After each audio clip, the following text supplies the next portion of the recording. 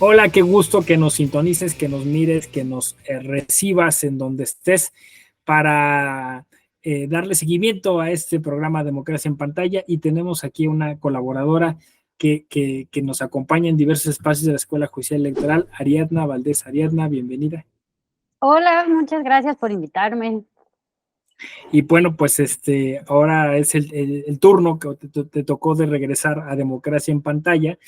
Y bueno, pues ahí peloteando algunas posibilidades de qué íbamos a comentar, me propusiste Kung Fu Panda 4 y bueno, pues nunca le habíamos entrado a Kung Fu Panda, así que me pareció maravilloso.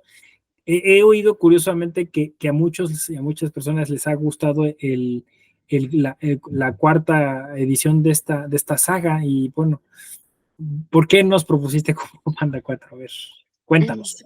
Bueno, la primera es que yo soy muy fan de Kung Fu Panda. Me parece que Po, el personaje principal, el panda, es un gran personaje porque en todas las películas hay una pregunta filosófica profunda sobre el ser, el devenir, la comunidad, porque además siempre Po es el guerrero dragón y es por eso así como que el mero mero, pero siempre trabaja en equipo.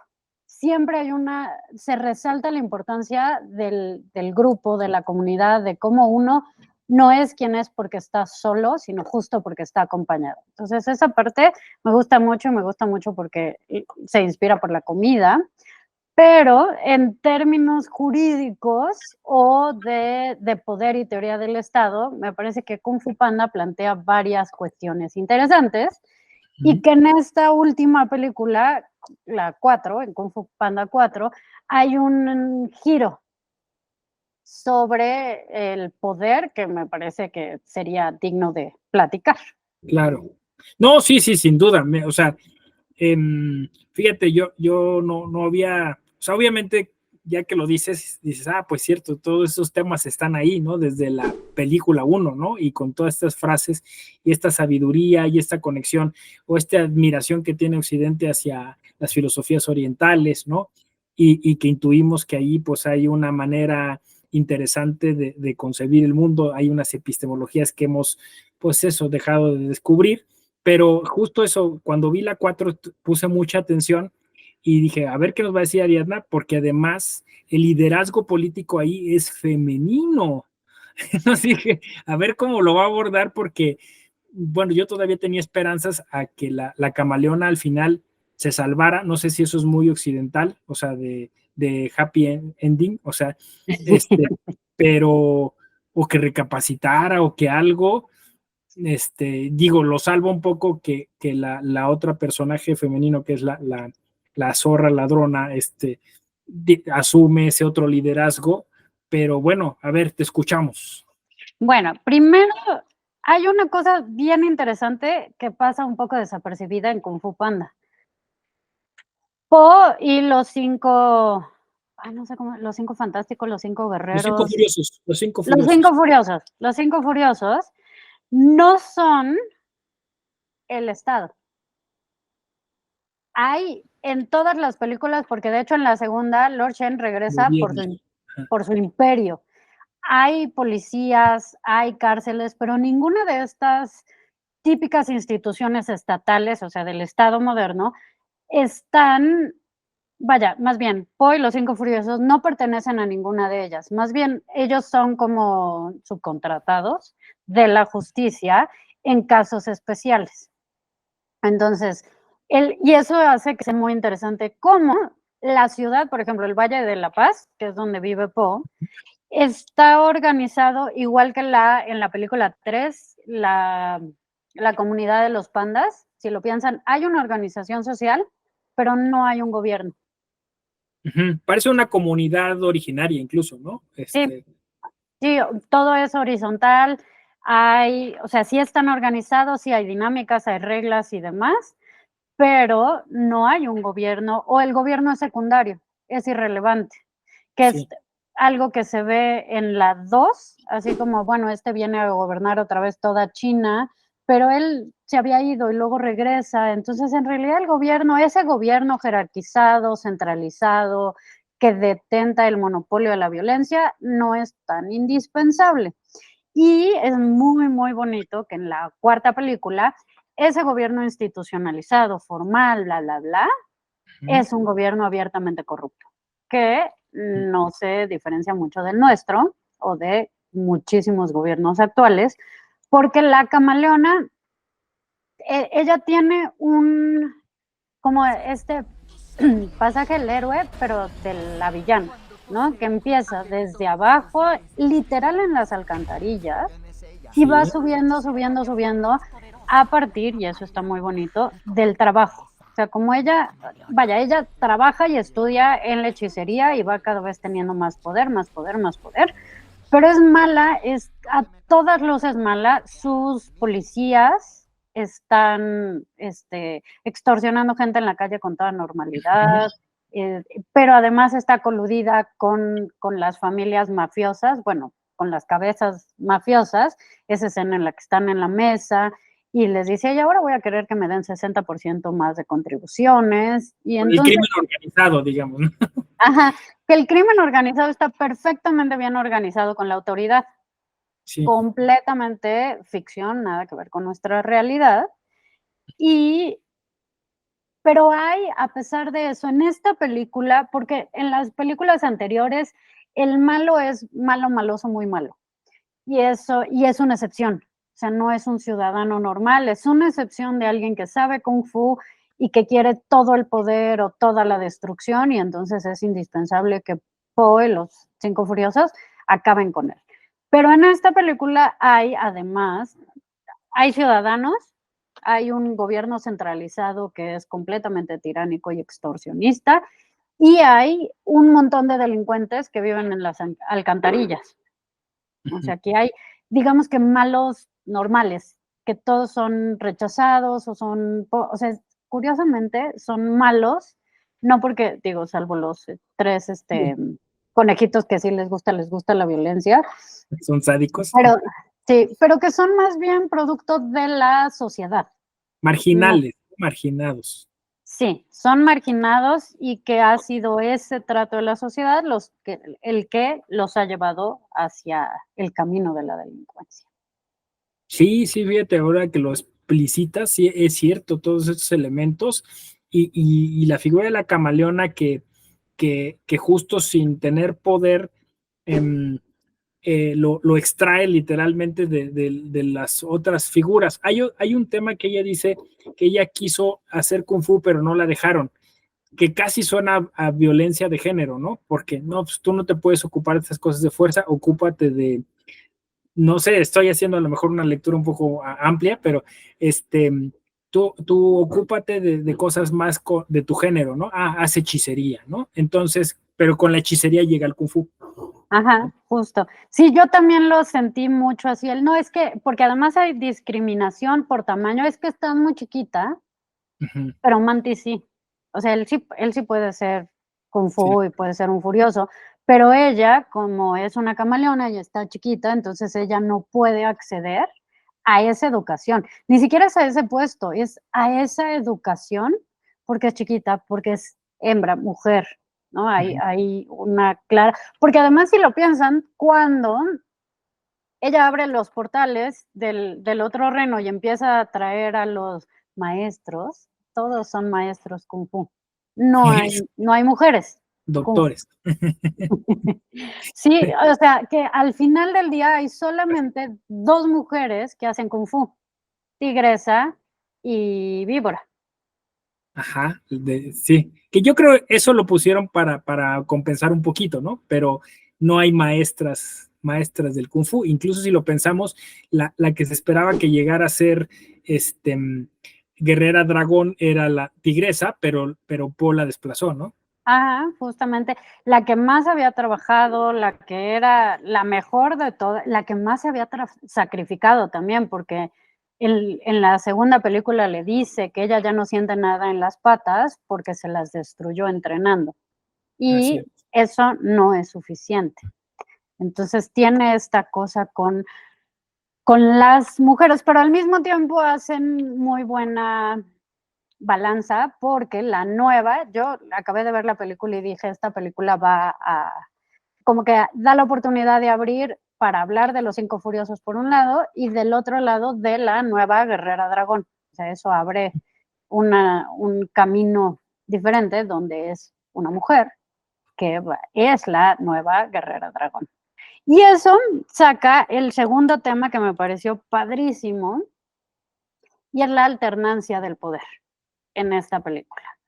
El respeto y la alternancia al poder. Porque primero, cuando en la primera película, Poe es elegido y él va a ser el guerrero dragón y Shifu está enojadísimo. Ese es un chiste constante en todas las películas, como es el peor día de su vida, nunca había sufrido más, todavía no lo supera, porque él quería de alguna manera, o te hacen pensar que él quería o tener el lugar de sabiduría de Uwei, de la tortuga, o de tentar o ser el maestro que entrenó al siguiente guerrero dragón, ¿no? Y un poco enmendar que entrenó a Tai Lung y él se volvió malo porque no lo supo ver y bla, bla, bla. Pero sabe quitarse el trono. En cualquier otra situación real, Shifu se hubiera sublevado, revelado y hubiera tomado ese lugar por la fuerza, y no lo hace. Se sabe quitarse el lugar y permitir que sea quien debe ser. Entonces, la película 1, la 2 y la 3 es Po siendo el guerrero dragón. Y en esta cuarta película, Shifu desde el inicio le dice, bueno, tienes que soltar el puesto, escoger un nuevo guerrero dragón y tú pasar al siguiente nivel, de alguna manera. Te toca ser el maestro de la sabiduría y él dice, no, a mí me gusta mi trabajo, mi puesto, ser el guerrero dragón, y además es muy divertido porque hace mucho énfasis en me gusta patear traseros, o sea, me gusta el camino de la violencia. Y Shifu le dice, no te corresponde, tienes que soltarlo. Y él, no, es que yo, sin mí no pueden, yo tengo que hacerlo, yo soy el guerrero dragón, yo no estoy listo. Uy, justo acaba de salir un asunto, la camaleona, y se hace tonto y se va, siendo el guerrero dragón, evadiendo que le corresponde soltar el poder. Y entonces en todo este camino de necedad, de no quiero soltarlo, es muy bonito como a la zorra le da la semilla de durazno, y en esa última escena en la que pelea contra la camaleona y no sé qué, y le dice, pero te pudiste haber escapado de la jaula, porque Poe está en una jaula, y le dice, vamos, tienes tú que matarla o acabar con ella o lo que sea. Y cuando voltea a la zorra ya acabó y le dice, oye, pero estabas encerrado, y él, no, es que si uno no se quita, el otro no puede devenir, ¿no? Es importante que uno pueda quitarse del poder, soltar el poder y el trono y darle espacio y lugar a otras personas, ¿no? Y entonces esta alternancia del poder me parece padrísima, porque ya pensado así, claro, Poe se pudo haber vuelto un tirano guerrero dragón, porque además Poe imparte justicia, y curiosamente toda la justicia que Poe imparte termina en la muerte. Todas las condenas son mortales. Sí, sería un punitivismo, ¿no? Autoritario y populista el de Poe. Oye, Sí. qué interesante visión, porque fíjate, tú no lo sabías, yo venía reflexionando por otro lado, pero estaba comentando con una colega que me parecía que es un momento difícil para los feminismos, porque de nuevo el patriarcalismo encontró una fórmula para, pues, como para poderse reiniciar, ¿no? O eso, para reformularse, es que es lo que quería decir, ¿no? Y que entonces la estrategia es hacer pensar que están las mujeres, pero no están las mujeres. Y entonces la colega me dijo, es pospatriarcalismo. O sea, o sea, el varón sigue ahí, o el hombre sigue ahí, y entonces, sí, miren, ya pusimos a una mujer, pero no hay alternancia real, ¿no? El sistema sigue operando a estas mujeres y les sigue diciendo qué decir y cómo decirlo y todo, ¿no?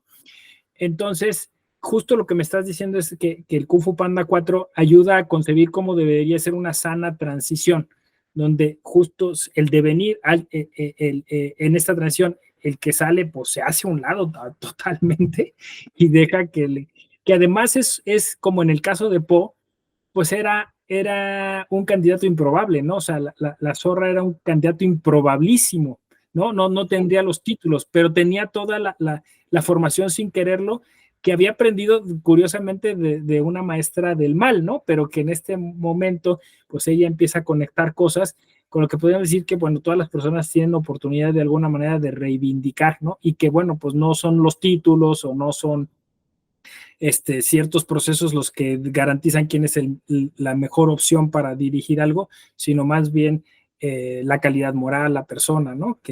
Pero bueno, estoy Sí, diciendo. no, justo. Y de esto hay dos puntos importantes. La Zorra es una delincuente. A ella la condenan a 2 años de cárcel, que además hasta se burlan, esa frase es padrísima, así de, su cárcel parece un kinder, es que es un kinder el fin de semana. O sea, las cárceles son risibles, pero después de todo el viaje, vamos con la camaleona, regresamos, ella regresa a cumplir su condena. Y dice, y hasta el papá ganso le pone su comida para que se la lleve y esté en la cárcel. O sea, es una mujer que respeta, que digamos que no podría convertirse en la guerrera dragón si no hubiese aceptado someterse a esas reglas a partir de las cuales después ella va a juzgar de alguna manera, ¿no? Entonces, a mí me van a meter, no es muy claro por qué la van a meter a la cárcel, o sea, es porque roba, pero destruye, pero pues se la pasa destruyendo y nadie nunca lo encarcela. Entonces, ella cumple con su condena y ya que termina la condena, es que empieza, y esta es una parte bien importante, ella no, o sea, va a ser la siguiente guerrero dragón, pero ser el guerrero dragón requiere educación y entrenamiento. O sea, no es simplemente un puesto que se ejerce sin estar capacitado. Hay que capacitarse, hay que entrenar. Hay una pregunta filosófica muy seria sobre el ser, que sin eso no puede ser el guerrero dragón, ¿no? Incluso ella en eso. Y de la camaleona como la gobernante, justo, se habla mucho de cómo no es suficiente con que sea una mujer quien ocupe el cargo, sino que sea una mujer que no actúe bajo los imperativos del patriarcado para que haga diferencia, porque si no es simplemente cambiarse de traje. Siguen siendo las mismas dinámicas, las mismas posturas.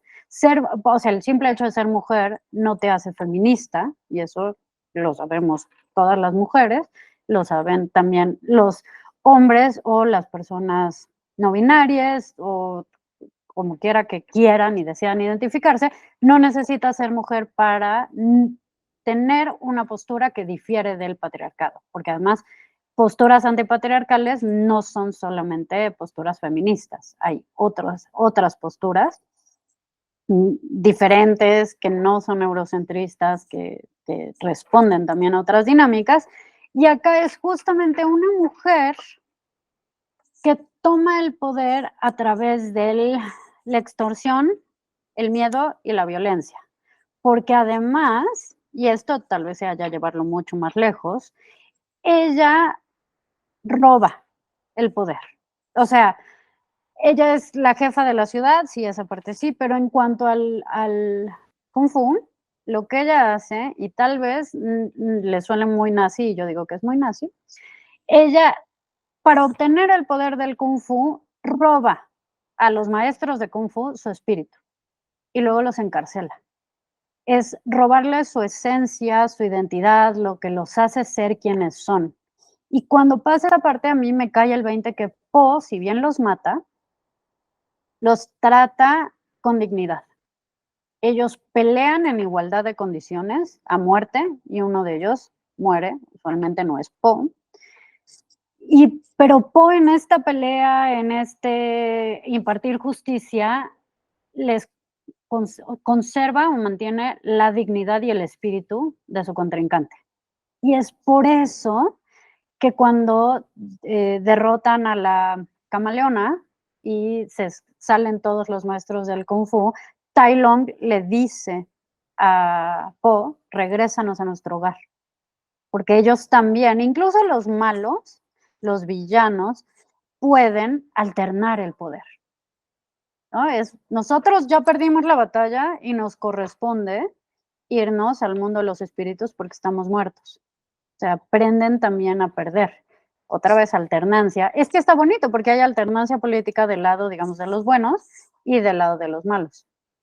O sea, la tiranía no es sostenible. La tiranía que además implica despojar a las personas, bueno, aquí son animales, pero despojar a las personas de su esencia, de su espíritu, de su dignidad, es imperdonable, incluso por otros malos, porque los otros malos están muy indignados con la camaleona porque les quita su espíritu, ¿no? Eso. Sí, los cosifica, ¿no? O sea, los utiliza, ¿no? Y los degrada, los denigra, ¿no? O sea, sí, sí, sí, pues es eso, es una forma de fascismo, de autoritarismo, de totalitarismo. Justamente. Y bueno, de alguna manera los maestros, porque eran maestros, ¿no? Y que en algún momento se corrompieron y abusaron del poder, quisieron ir más allá y luego pues se enfrentan a Poe y van al otro mundo, de alguna forma tienen un código, ¿no? Y tienen un límite que aquí la camaleona supera. Y que yo entiendo al final como que se congracia, ¿no? O sea, nos regresamos al mundo de los espíritus y ya reconocen a Poe como, pues digamos, de alguna manera ese mediador que logró hacer, pues eso, que también ellos no quisieran ya estando en este mundo, pues apoderarse de él, porque se pudieran asociar y apoderarse de él, ¿no? O sea, Sí, entienden claro. su papel. Creo que eso es importante. Y otra cosa que iba a decir de la camaleona esta que cosifica y indignifica a las personas, justo pues exacerbó ese poder a la máxima potencia, ¿no? Y es quizá el poder más terrible que se pueda ejercer, ¿no? Que además es la única personaje que no tiene nombre. Todos los demás tienen nombre, digamos, es que no sé cómo decir, propio o Sí, nombre humano, ¿no? Hasta la burla con el, es que se me olvidan los nombres, ¿cómo se llamaba el cocodrilo que echaba fuego y que luego se le encuentra y dice, soy yo, Steve. Ah, claro. O sea que el nombre, es que es otra vez importante. fascismo, el nombre es súper importante. Y la camaleona no tiene nombre propio, es la camaleona. Ella detenta todo el poder, toda la violencia, juega sucio, pero no tiene nombre. Cierto, sí, sí, sí, sí, es una manera de, pues ella misma, ¿no? Se transformó en algo más, le voló el cerebro el poder, ¿no? Ese es, ya sé, la otra cosa que te iba a decir es que a lo mejor también en la cosmovisión oriental, como también en la cosmovisión de otras culturas no occidentales, el paso entre los dos mundos, porque me quedé pensando con esto, Paul los mata, sí, pero como que en esta narrativa, en realidad, o sea, no los aniquila, ¿no? O sea, siguen en otra dimensión, Sí. ¿no? Entonces, porque no pudieron justo coexistir en esta dimensión con las otras personas. Entonces, a lo mejor no es tan terrible como o sea, como en nuestro sistema, ¿no? A eso me quería referir. Claro.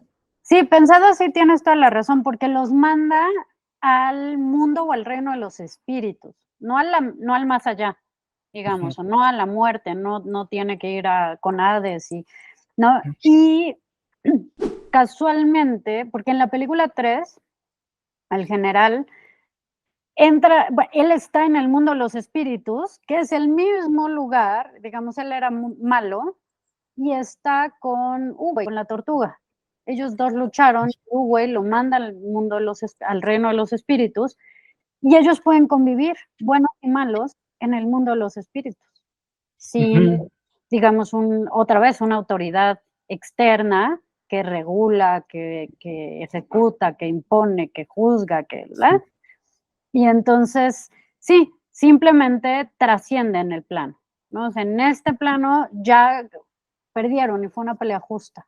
En ese sentido, Poe sí imparte justicia. Y la otra es esta cosa muy divertida cuando le empiezan a salir como las voces interiores a Sí, Po, y cuando le salen las voces de de Shifu. Shifu, que le dice: "Acuérdate que patear traseros no es el único camino para obtener la paz". Y entonces él dice: "Okey, voy a hacer eso", y llega y da un discurso que Po no es muy bueno con las palabras y no funciona, y entonces la vocecita de Shifu le dice: "Okey, ya intentaste mi camino, estoy muy orgulloso de ti, ahora a patear traseros". ¿Ah? Y esa parte pone de relieve esta cuestión, o sea, claro, las películas tienen una normalización de la violencia que cabría cuestionar, pero también la otra realidad es que este discurso de que tenemos que poner la otra mejilla y no responder con violencia, se vuelve insostenible cuando quien detenta el monopolio de la violencia o el crimen organizado, que tiene el, digamos, el mismo monopolio de la violencia, contra eso no hay nada, solamente hay violencia. Y entonces merece empezar a pensar justamente la paz, o si bien no la paz, tal vez limitar la explotación y el abuso de poder y el exterminio de otras formas, ¿no? Porque hay exterminio, está súper normalizado el genocidio en la actualidad, pero no es que no podemos responder con violencia. Y entonces se vuelve ridículo. O sea, el camino del derecho se vuelve Ujú, ridículo. Se vuelve ridículo y deshumanizante. ujú. Pues digo, yo lo pondría así como en términos de, sí, a lo mejor es justo caer en lo que tú estás criticando, pero como una especie de derecho a la resistencia o un derecho a la revolución, ¿no? O sea, Ujú. que podría ser hasta un oxímoron, pero sí, ¿no? O sea, es decir, algo que permita, pues eso, no dejarse, ¿no? Contestar, contrastar, ¿no? Impedir el abuso. Es interesante porque sí, también este camino, digamos, de la composición nos está llevando también a un callejón sin salida, ¿no? Este camino compositivo, ¿no? Sí, sí, justo no vamos a tratar de ser civilizados, ¿no? Porque además hay un discurso de moral. Y vaya, ya Radbruch dijo que el derecho que es, él decía extremadamente injusto no es derecho, pero en ese mismo sentido, pues hay caminos que no deben respetarse y hay momentos en los que uno tiene que levantarse, si bien no literal en armas, sí tiene que levantarse contra el sistema, ¿no? Oye, pues entonces te va a rayar Fallout, que está en Prime. Sí, ya Porque empecé a verla. hay justo una escena en la que pasa esto, ¿no? Que dice, no, es que justo tienen a unos presos metidos ahí que son súper salvajes y están planteándose en una asamblea, dirimiendo, van a hacer una votación de si qué van a hacer con los presos. Y entonces hay un discurso donde dice, pues es que no podemos hacer nada porque ellos en cuanto pudieran nos van a destruir a todos, ¿no? Y entonces, o sea, ¿qué cambia, no? ¿Qué cambia porque unos sí tengan derecho a destruirnos y nosotros no tenemos derecho a reaccionar de ningún modo? Es un dilema bien interesante. Es bien interesante. Hay un libro de una escritora mexicana que se llama Liliana Bloom. El libro se llama El extraño caso de Lenny Goldman. Ok, Es para, digamos, literatura juvenil. sí, Y muy, muy resumido, es una chica de 15 años que vive con la abuela, que es sobreviviente de Auschwitz. Y el ok, mejor amigo de ella, de 15 años, también se suicida porque sufre bullying. Y entonces, ella está en duelo, no sabe, el bully es, vaya, otra vez, ¿no? Sin ley, no hace lo que se le da la gana, como buen bully. La abuela, sobreviviente de Auschwitz, le dice a la nieta que van a hacer un golem, que es una máquina de sí, destrucción, sí. porque hay veces que la violencia solamente puede contrarrestarse con violencia. Y entonces construyen un golem, pero que además lo diga una mujer que estuvo en campos de concentración, que sabe qué es la Ujú. violencia ¿Y a dónde llevada va? Ajá, justo hasta dónde lleva cuando tienes algo que no tiene límites. Construyen un golem. Y luego el golem, una de las características del golem es que puede leer los pensamientos de su amo. en este Ok. caso es ama, y entonces hacer su voluntad, pero sin interpretación o sin traducción alguna, ¿no? Sino de una manera así como muy literal. Y la chica adolescente, no sé, no me acuerdo cómo se llama, y el golem empiezan a aprender cómo puede actuar el golem, qué sí Ujú. puede hacer, qué no puede hacer, y si debe o no castigar. ¿Cuál es esa proporcionalidad entre el castigo y el delito o la violencia ejercida y demás? Pero este argumento de que hay violencia que solamente se puede resolver con violencia en un libro para adolescentes me parece bien interesante. Sí, pues te voy a tomar la palabra y lo voy a buscar. Muchas gracias, querida amiga, querida Ariadna, por tomarte el tiempo, por incluso, bueno, pues traías tus notas. Ahí nos vamos a estar viendo para otras colaboraciones si tienes las ganas y el tiempo. Siempre. Eso, pues, y a la próxima. No se diga más. Gracias. Esto fue Democracia en Pantalla. Democratiza lo que miras, dale inclusión a tu emoción. Nos vemos. Gracias.